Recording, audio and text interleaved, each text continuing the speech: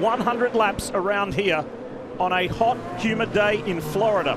And this is quite atypical for the IndyCar Series to run this late into the year, especially being here in Florida. This is the event that was meant to start the series, but due to COVID-19 it was pushed back more than 200 days. But now we're finally here at St. Pete. Now we're ready to bring the action. Now we're ready to crown a champion. Will Power from the pole position gets a good clean start. He's off. James Hinchcliffe in that yellow and black and blue car, Paul, looking racy. Will Power went really early on that start, went to the outside, weaved all the way down the front straightaway to break the draft from Alexander Rossi, and we had a clean turn 1-2 so far.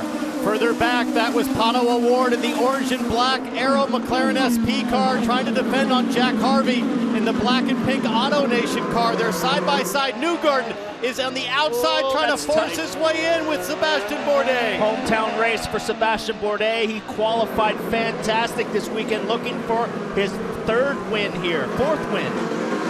Newgarden, and then the newly crowned Rookie of the Year, Rinus VeeKay, tucked in there. Then Oliver Askew making his return to racing for Aero McLaren SP, and he's a Floridian. So we wish him a good day, and he's just ahead of the championship leader, Scott Dixon. And looming just behind Newgarden is Scott Dixon, right there, the orange and blue PNC car. All Dixon needs to do is keep Newgarden in sight, and that's what he's doing right now. He can measure his pace. He can measure how much risk he takes as long as he stays close to Newgarden. One of the Penske's here, Power has had an issue. That is, and he goes way wide, nearly takes her to out. So something going on with Power. He's got something bent or has brushed the wall. I don't think so. I think he might have just made a mistake in the last corner and then tried to get it all back in the brake zone. He's got dirt on his tires, and here comes the field. Pato O'Ward challenging Power for position. Wow, that was a great catch at turn one, but what has happened has put Will Power back there. It elevates Alexander Rossi to the lead. Rossi has never had a season in his IndyCar career where he's not won a race.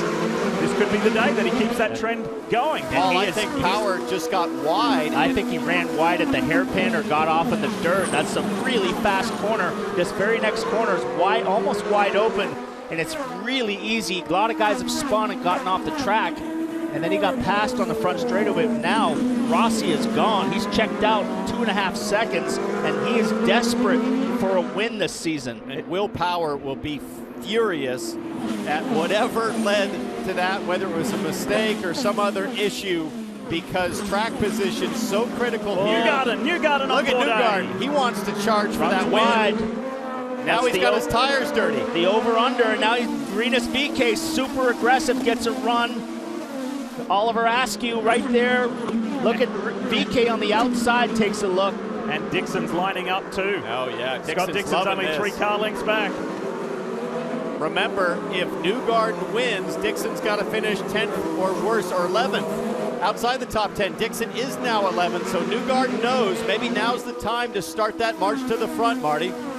I heard Will Power say it on the radio, but I wanted to confirm with the team. He said he had a downshift issue right here. You see him going into that corner, and said he had a downshift issue, lost all that power. Look at Alexander Rossi just shoot right by Will Power, who had control of the race from the pole. He's won 2 races from the pole this year and was in position to control the rest of this race. Now he's fallen back to 4th, so Townsend, kind of walk us through, Townsend, what a downshift issue could have been for Will Power. Well, here at St. Pete, you have to be so careful not to lock up the front tires, as Power has more issues here. Pato O'Ward on the outside. He's got way more than a downshift issue going on. And he's got damage to the right rear, guys, if you can check it out there from Pato O'Ward's on board. It could be that Power is suffering from too much rear brake lockup and is having trouble getting the gearbox to shift cleanly because the rears are locking. We're going to have to watch closely here on board with Pato O'Ward. It just looks like Power's hanging on to the balance of his car. The rear stepping out, so fighting oversteer on the red tires. 2 compounds on offer, and different drivers have selected to start on one or the other. You have to run both at some point in the race. He got a cut rear tire from the front wing of Ferrucci. Ferrucci was in there at the corner. Pretty tight quarters around here on the street course, and it cut that tire down. Good save for sure. Guys, what's something we haven't had that we typically have early here at St. Pete? Yellow. Haven't had a caution yet. This is non-typical for this race, this track. Here it is.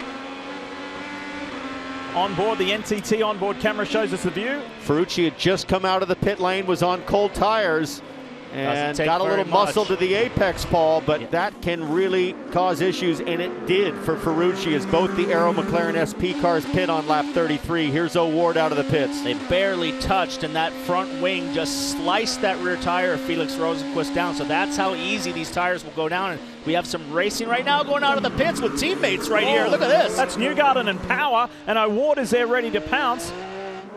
These two guys were going at it in morning warm-up as well, Will Power and Joseph Newgarden. If I'm Roger Penske, I'm looking at my guy saying, hey man, what are you doing? If I'm Joseph Newgarden, I'm saying, hey man, throw me a bone, Will Power. I'm into the championship fight of my life here. Hinchcliffe on pit lane goes to Reds. James Hinchcliffe comes in and goes to sticker Reds. He's back out, coming in from third, Marty. Colton Herta pitted from second. His teammate Alexander Rossi still on the racetrack. Herta with a little bit of a longer stop, but the racing on the track, Lee, is fantastic right now. It is crazy. We go on board the PNC Bank car with Scott Dixon, the championship leader. On the push to pass, he's got Bourdais just in front of him, but everybody's still stacked up behind Will Power. Will Power continues to struggle and has a line of cars behind him. Somebody was coming out of the pits too. That's a difficult situation to blend into.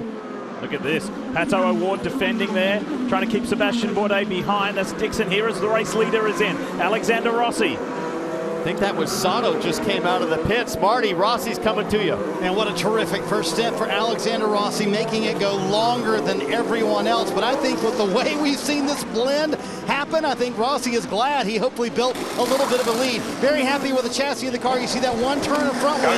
That is for sticker red tires for Alexander Rossi, who again went one lap further. They hope they build up enough gap to kind of give him some cushion here. And you hear the team saying, push, push, push as hard as you can. You see Colton Herta right there with Rossi. Will Power said on the radio, I didn't know he was there. I almost wrecked him. So clearly Power would not put his teammate who's trying to win a championship in a situation like that. But you guys made the point through that sequence, pitting a lap before everyone else, and it's certainly his championship rival, Scott Dixon. Joseph Newgarden jumped 2 spots. Now he's in the top 5. They've cut the lead to 21, but put themselves in a much better spot. And a problem for Will Power. Contact. Will Power has hit the wall coming onto the straightaway, and I think he crashed there a couple years ago. And almost certainly this will bring out a yellow, and that'll make this really interesting. Here we go. Full course caution flies for the first time today. The pole sitter is out of the race. It was a rather inauspicious start for Will Power as well in the opening laps, and now his day, his season is over.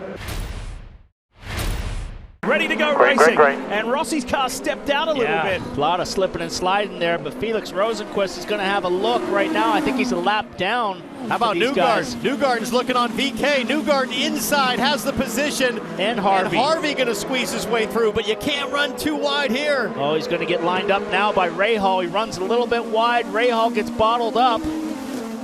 Watch them fan out here and try to make a move. VK is hanging on with dirt all over the tires from getting pushed wide. Nobody more aggressive than Rinus VK. See him step sideways there on the Power. Look at the back. Look at the back of his car. Yellow, full course yellow. Wow, There 2. Car in the wall. Ferrucci.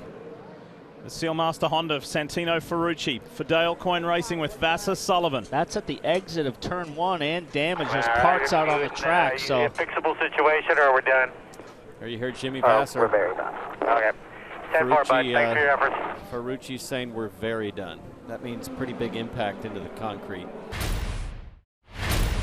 Watch Rossi in this pink and black, this pink and grey car. The rear stepped out last time. It's a cleaner start. Look at this. The drag race down. Felix Rosenqvist, who of course is not on the lead lap, trying to get back on the lead lap as he goes up the inside in that blue NTT Honda on the inside of Herta. And that'll be a problem for Herta now to have a car in between him and Rossi. That'll give Rossi some breathing room and let him get away. Herta's got his teammate Hinchcliffe with a really good run in that yellow and black car onto the back straightaway, and there's contact here. McLaughlin and Rinus VK. What has happened here with the rookie and the first timer? Scott McLaughlin in that Shell V-Power Chevrolet, coming from the Australian Supercar Championship as a 3-time champion. It's announced that he will be a full-time IndyCar driver in a 4th car for Team Penske next year. This is not the way he wanted to end his first day in IndyCar. They were running 17th and 18th, had made pit stops on that last yellow, but here's the replay. Just a lot of guys going for the same real estate here. And, well, it looks like McLaughlin got into the back of Marco Andretti and spun right in front of VK, so really nothing VK could have done there. Looked like everybody kind of stacked up in front of McLaughlin.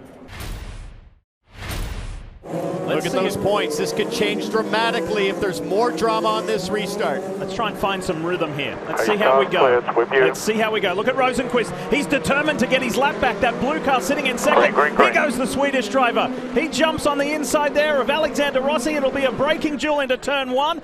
Pato Award ducks out of the line. Rosenqvist going for that lap back and can't quite do it. Rossi really got the bit between his teeth to keep that lap car between him and his teammate. They're as too a buffer. wide here. Too wide in front. Look, listen how slow everybody's going. How carefully they are applying the throttle.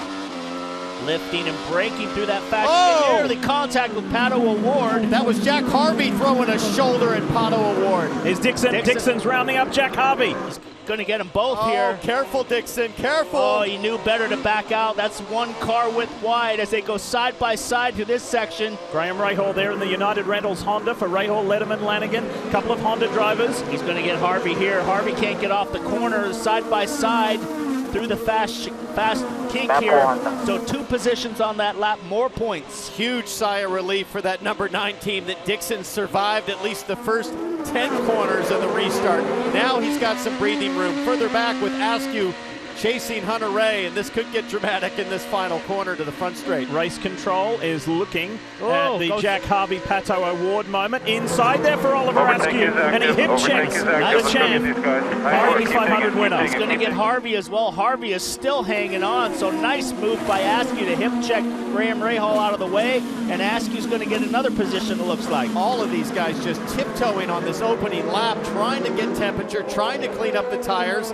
Sato's been in the mix of a lot of action all day long. Be smart. How about Marco Andretti there? Look at this. Dives to the inside. Harvey's going to take 2. Marco Andretti, 2 in the 1 move. That was awesome. 3 wide down the back straightaway. Andretti has made up 15 placings from the start. The 98 is flying. Good work.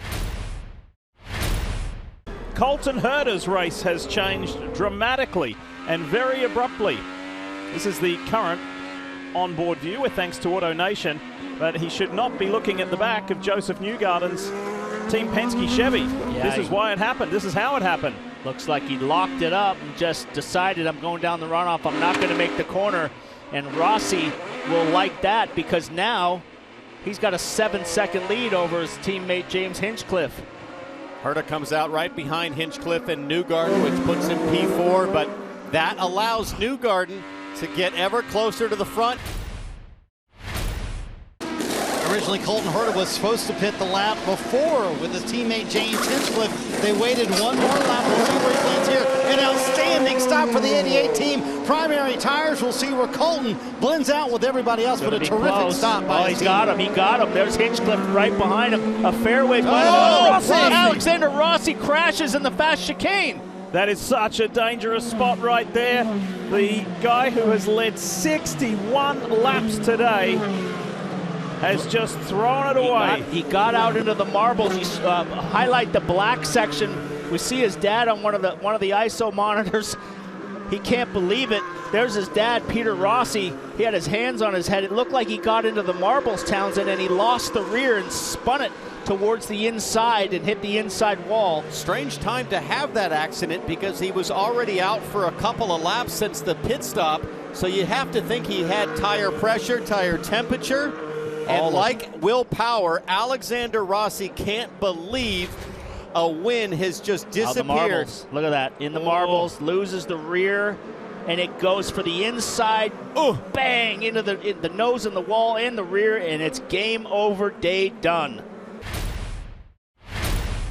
Herder, and then Hinchcliffe. Popping out and having a look is Alex Palou. Palou is off sequence. Big lock-up from Hinch. Hinch had a really good restart. Squares him up. Boy. I think he's going to get him here. No, he backs it off. These guys are tiptoeing on cold tires with the marbles. It looks like they've blown off that section. See, a lot of the marbles are gone now, but a lot of action on cold tires. Look at Newgarden trying to get around Palou.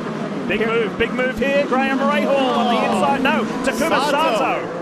Sato makes contact and gives Marco a flat tire. He hit his rear tire and flattened it immediately, and that has implications for the leader's circle money. That is huge implications. Marco Andretti had been up to 7th and on track to secure that $1 million bonus, and now finds himself in the tires. Yeah, Sato came flying down the inside, locked up, barely made contact, it looked like, with Marco's inside tire. It cut that tire, I think, and then he got to the next corner, and it immediately went around on him. Looks like they'll be able to refire. If they can get him out of that banner and he doesn't have any damage, he has to stay on the lead lap. They've got about 40 seconds to get him going. He knows this is critical. Big thanks to the AMR safety team for the brilliant job they've done again. Oh, damage for Hinch, looks like. How did that happen? He made contact at the start.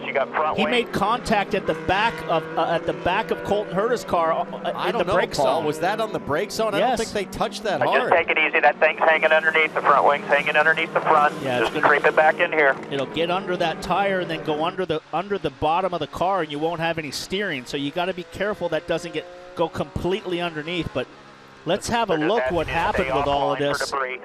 Watch Sato here. Down the inside, gets one car. Marco doesn't know he's there, touches him. Cuts his right rear tire. It's immediately flat, and he loses it. Boom. Marco had no chance. No chance. Tire's down. It's off the rim already. So those front wing end plates do a pretty nasty job of cutting the tires. This is James Hinchcliffe. His wing's fine at this point, Paul. Oh. Just I don't know what happened there. No, he's going to drive. Oh! He drove right into the side. Was that Jack Harvey? Yeah, he's just spun it on his own in the marbles on cold tires. And then my gosh. This is more bizarre than the Tiger King. Oh, what a disaster. Oh, no doubt about that.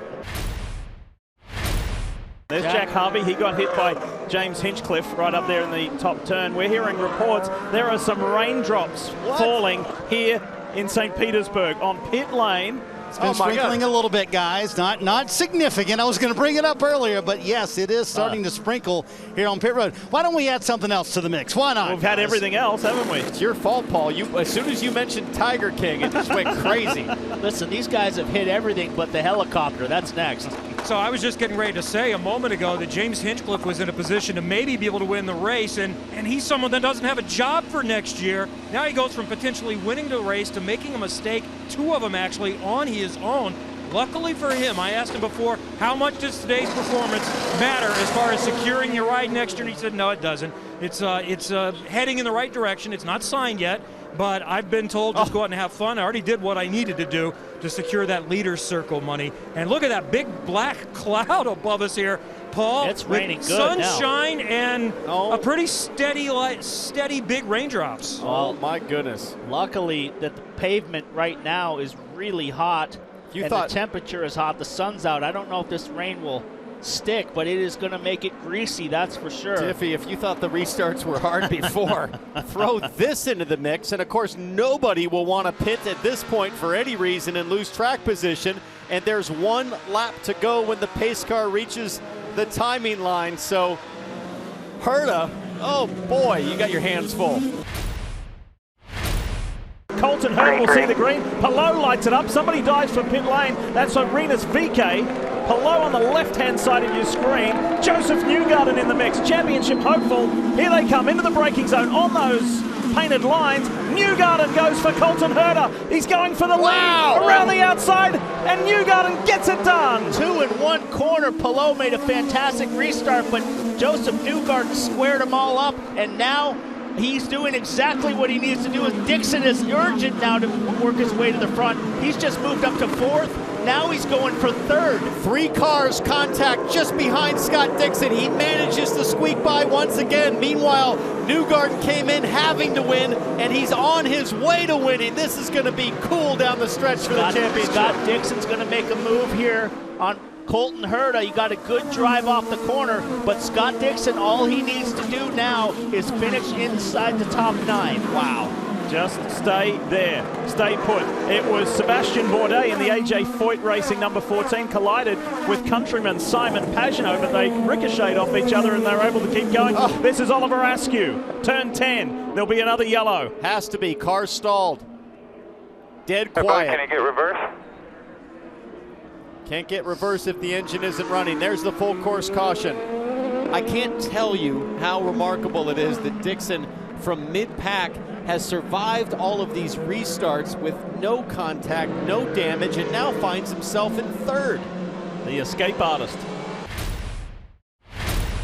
This Geico aerial shot is featuring the Honda pace car. The reason why, just get ready for it, folks. Everything has happened today that could. Oriol Servia driving the pace car, we believe, is low on fuel. I think Joe Exotica's behind the wheel of that thing. So Newgarden apparently is going to control the field. How about handing the advantage to the leader as the pace car comes in? Watch this on your right-hand side. IndyCar official is going to point him that way. Servia carries on. I'm not sure if he knew where the fuel was. Well, that car doesn't run on ethanol. It's got to go get gasoline, so there's nothing in the pit lane for him. You might as well just take one of the generators on pit lane, try to dump it in the tank. Maybe Marco Andretti's or somebody else that's out. Going green next time. Wow. That's the voice of Tim Cindric, Team Penske president. And this is a nice advantage for Newgarden to be able to clean his tires at a pace he likes. As now we're on board with Newgarden, down in 1, tiptoeing their way through, as Lee Diffie mentioned, and he just puts on a master stroke move to square things up, like Paul talked about. Hang on through that one section, and Dixon's watching all of this, saying, just stay clean, stay clean. Yeah, but watch this. Once he makes that move, he kind of does the same move as Newgarden and says, "Oh, I got to get more aggressive now," and then squares this one up here. He made a nice move on Pato O'Ward there. Yeah. Now he's making a move on Herta, backs out of it. Thought about it there, and the collision happens behind him right here is where Bourdais and Pagenaud got together. To your point, T-Bell, he was so close to that. Dixon knows he just needs to keep, if he can see Newgarden, he's good. Marty? And in between Scott Dixon and Joseph Newgarden is Colton Herta. And on that restart, he said, how many overboosts are going to cost us today? So they changed the mapping coming to the green this time, hoping it doesn't cause their 4th overboost of the day. But that's why he lost the lead, and Newgarden now up front where he needs to be. Look at Herta. Look at Herta all over the gearbox of that Hitachi Chevrolet. Newgarden runs a little wide there as he controls the field. He's struggling for traction as they come to the green. 16 laps to go as they cross the line here. And that Andretti Autosport driver is shadowing him. Here comes Pato O'Ward on the inside of Dixon. Pato makes a really nice move down the inside. He's going to have a look at Herta down the straightaway, but he gets Dixon gets shuffled back by the McLaren SP driver. You got to think, if you're racing Scott Dixon right now for position, he's going to give you a wide berth as Pato O'Ward goes inside Colton Herta. His old teammate. His old teammate, and he gets him for second. Now remember, O'Ward has never won an IndyCar race. He is desperate to do it for Arrow McLaren SP, and this is his biggest opportunity. Oh, he's on the move now. If he can get a good drive off this corner, get on the push to pass, he's gets a little bit of wheel spin there. Pato O'Ward is on the charge, wants that first win. He's tired of seeing Colton Herta win races. Well, for everybody involved in the organization, for Sam Schmidt and Rick Peterson and Zach Brown, they love this guy. They have re-signed him for the 2021 season, and why wouldn't you? The 21-year-old Mexican has shown just how talented he is. Now he is hassling the racing champion. This is it right here. What a corner he had. What a final corner. What a great run. Here he comes. Under brakes. Can he do it in one? No. Deep on the brakes for Newgarden. He gets in there really deep, but he squares him up. He might have a shot coming off the corner here. Meanwhile, Sebastian Bourdais is all over Scott Dixon further back. Here comes O'Ward. 25 seconds of overtake. He's got to go for it if he wants that win. Newgarden also. Herta goes in the tires. That puts Dixon on the podium, the provisional podium. Second time that's happened this race for Colton Herta in that corner. Huge break for Dixon. Dixon has clean air now. 15 laps to go here in St. Pete for Pato O'Ward right there in the orange and black Arrow McLaren Chevrolet. He led at Road America only to see the win go away when Felix Rosenquist got him late in the race. And O'Ward has almost double the amount of push-to-pass that Joseph Newgarden has, and he knows Joseph Newgarden knows his spot of where he has to win this race to have a shot to win the championship. I talked to Gilles Deferrin, the leader of this team for Pato O'Ward, and he said he has done everything we've asked him to do this year. We need him to take that next step. We have led laps. We finished on the podium. That next step, converting that to wins. He can make it happen today, guys. It's all or nothing for Newgarden. He knows he has to win. It's win or crash. It doesn't matter.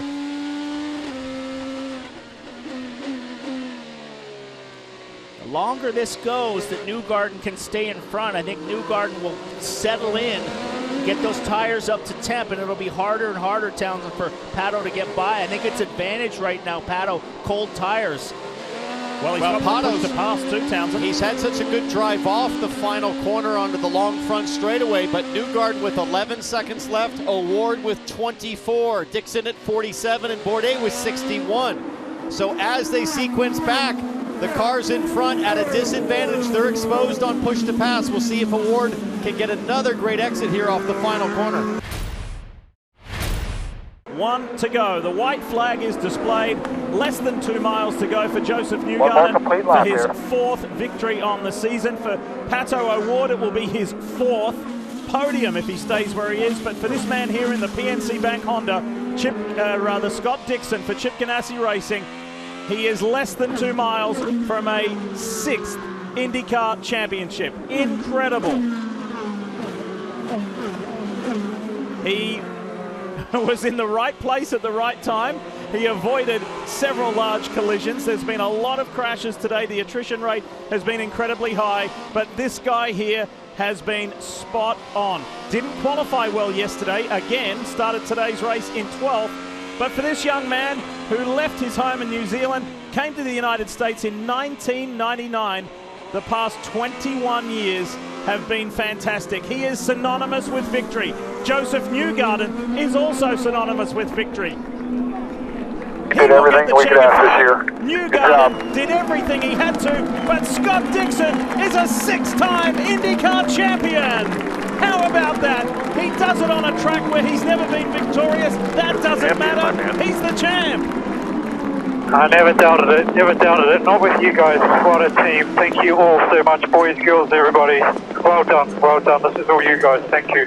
Where's that fountain of youth, Scott? Because at 40, I think you might agree this might have been one of your best seasons ever. 6 times now you're an IndyCar champion. Congratulations. Yeah, thank you. It definitely started that way, but it's all the team. You know, I can't thank everybody on this team enough. Obviously, Chip at the helm, Mike and Barry, and everybody involved. Obviously, Honda. So proud to be powered by Honda. And what they've been able to pull out this year, even the deficit that we had going into Indy previous years, you know, they nailed it. So big thanks to everybody, my family. I'm glad my girls are here. Emma's somewhere. Unfortunately, Kit's not here, but you know, it's a big shame that he won't be here. But can't thank everybody enough. PNC Bank, 2 out of 3 years. That's pretty good going. You won 4 times this year. Great season, but I'm wondering, what are the emotions like in a situation like this? It's definitely bittersweet. You know, first off, congrats to Scott and all his guys and his crew.